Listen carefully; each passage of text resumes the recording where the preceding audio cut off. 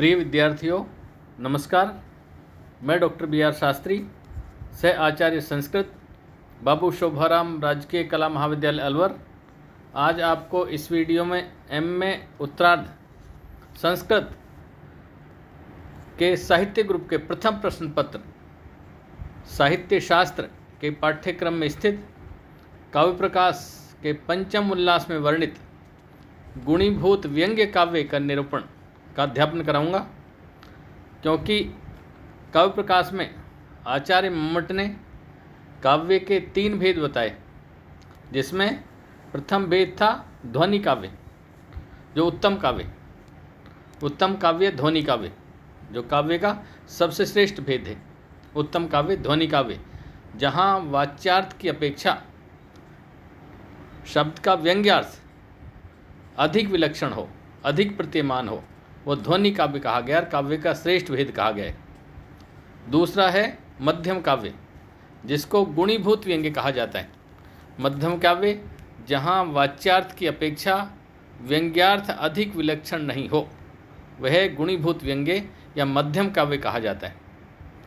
तीसरा जो भेद वो है काव्य का अधम या अवर काव्य, जहाँ काव्य में केवल शब्द चित्र या अर्थ चित्र ही हो, काव्य अलंकारों से लदा हुआ हो, गुण इत्यादि उसमें अधिक भरे हों, तो वो केवल शब्द चित्र और अर्थ चित्र से सजा काव्य है, लेकिन उसमें व्यंग्य नहीं है, ध्वन्यात्मकता नहीं है।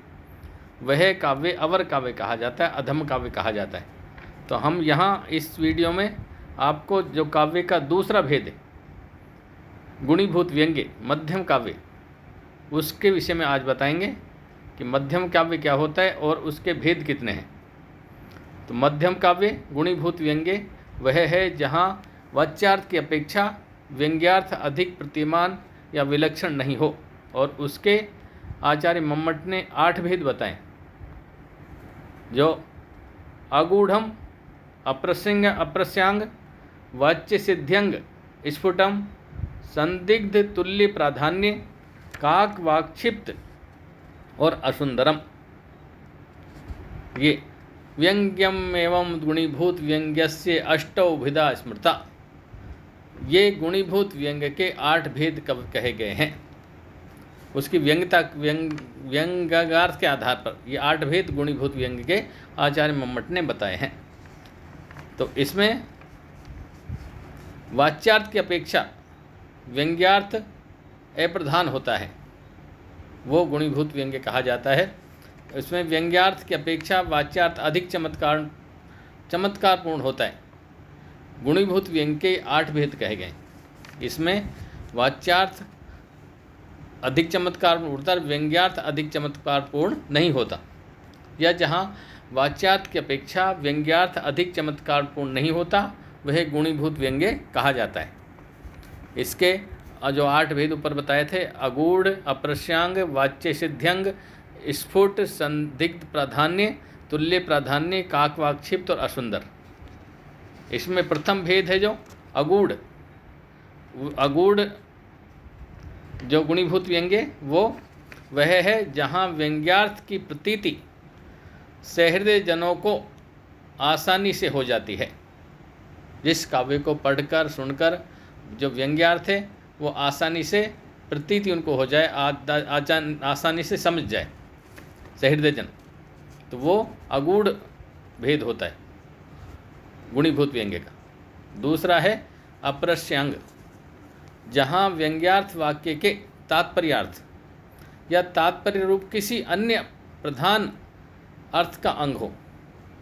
जहाँ पर व्यंग्यार्थ तो आ रहा है, लेकिन वाक्य के जो तात्पर्य रूप कोई अंग है, अन्य अंग है, प्रधान अर्थ जो अंग, तो तात्पर्य रूप किसी अन्य प्रधान अर्थ का अंग हो व्यंग्यार्थ, वो अप्रस्यांग हो गया, अन्य अंग। तीसरा जो भेद है वो है वाच्य सिद्ध्यंग, जहाँ वाच्यार्थ की सिद्धि व्यंग्यार्थ के अधीन होती है, वो वाच्य सिद्ध्यंग हुआ, उसको वाच्य सिद्ध्यंग कहते हैं।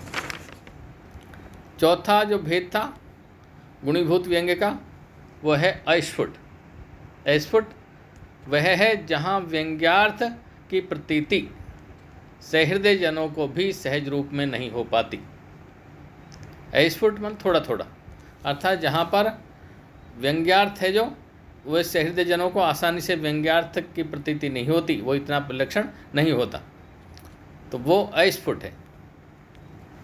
पांचवा जो भेद है वो है संदिग्ध प्राधान्य। संदिग्ध प्राधान्य, जहाँ ये संदेह हो, काव्य को सुनकर या पढ़कर ये संदेह रहे कि वाच्यार्थ प्रधान है या व्यंग्यार्थ, दोनों में संदेह रहे। कहीं कभी ऐसा लगे वाच्यार्थ प्रधान है, कभी ऐसा लगे व्यंग्यार्थ प्रधान है, जहाँ संदेह बना रहे कि कौन सा अर्थ प्रधान है, तो वो संदिग्ध प्राधान्य हो गया। और अगला भेद है छठा, वह है तुल्य प्राधान्य। जहाँ दोनों समान हो, वाच्यार्थ भी उतना ही महत्वपूर्ण है, विलक्षण है, और व्यंग्यार्थ भी उतना ही विलक्षण है, तो वहाँ तुल्य प्राधान्य भेद हुआ गुणीभूत व्यंग्य का। सातवां जो भेद वो है काक वाक्षिप्त। काक वाक्षिप्त अर्थात काकु ध्वनि या ध्वनि विकार।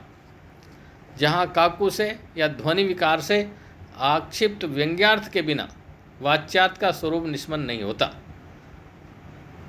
जहाँ ध्वनि विकार से आक्षिप्त व्यंग्यार्थ है जो के बिना वाच्यार्थ का स्वरूप निष्पन्न नहीं होता है, वो काक वाक्षिप्त हुआ।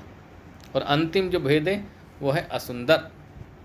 वह है जहाँ स्वभाव से ही व्यंग्यार्थ वाच्यार्थ की अपेक्षा चमत्कारपूर्ण हो, तो वो जहाँ पर स्वभाव से ही व्यंग्यार्थ वाच्यार्थ की अपेक्षा कम चमत्कारपूर्ण हो। जहाँ वाच्यार्थ अधिक चमत्कारपूर्ण है और व्यंग्यार्थ तो है लेकिन इतना विलक्षण नहीं है, इतना चमत्कारपूर्ण नहीं, उसकी अपेक्षा वाच्यार्थ ही अधिक विलक्षण है, अधिक चमत्कारपूर्ण है, वो असुंदर गुणीभूत व्यंग्य है। तो ये गुणीभूत व्यंग्य के 8 भेद हुए।